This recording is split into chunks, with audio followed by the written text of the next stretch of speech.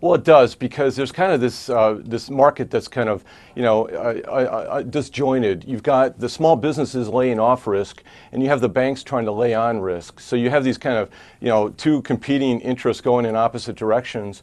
And I think that really gives us an insight into the real economy here by seeing how these small businesses are reacting right now. So we had seen a different trend up until now. I mean, could this be a one-off situation, or are we expecting now to see a more longer-term change of sentiment, if you will? Well, actually, that's a really good point, that we see in the Small Business Lending Index that we've had 3 consecutive months of decrease in the index. And this is the first time since late 2007 that we've had 3 consecutive months of decreases. So it really looks like a trend is developing here. We've been talking about this kind of long-term slowdown trend from 2010 to 2011 and 2012, and unfortunately that's continuing right now with this latest release. And if you have said in the past, this is a leading indicator, so that doesn't sound good that we're back to what we saw in 2007. That's right. I mean, that was the inflection point in the economy. Now we're not, we just see that small businesses are risk averse right now.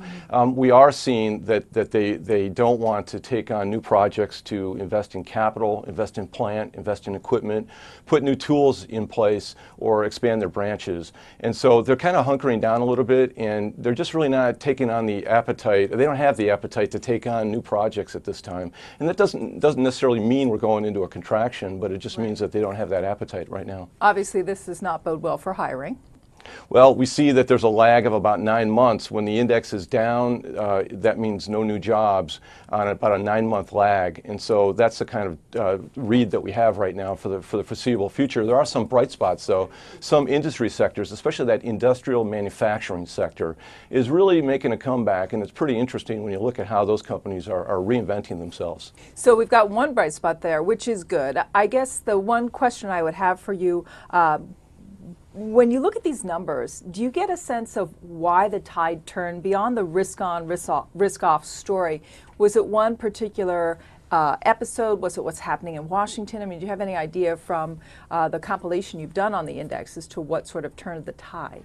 Well, the recovery's been going for a while, I mean, we all don't feel like the economy's back to full potential, but it has been recovering for a while. And so, the cycle's been advancing. And when the cycle advances, you get natural, changes in the cycle. And so I don't know that it's unnatural that we would get these kind of ups and downs.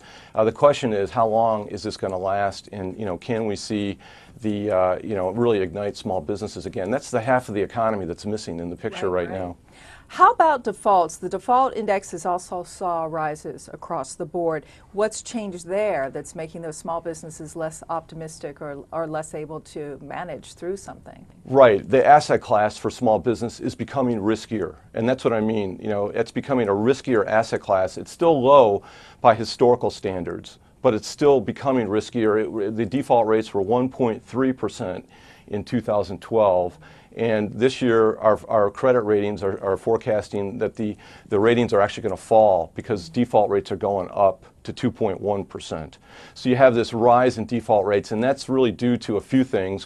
One is obviously the economy has been very slow.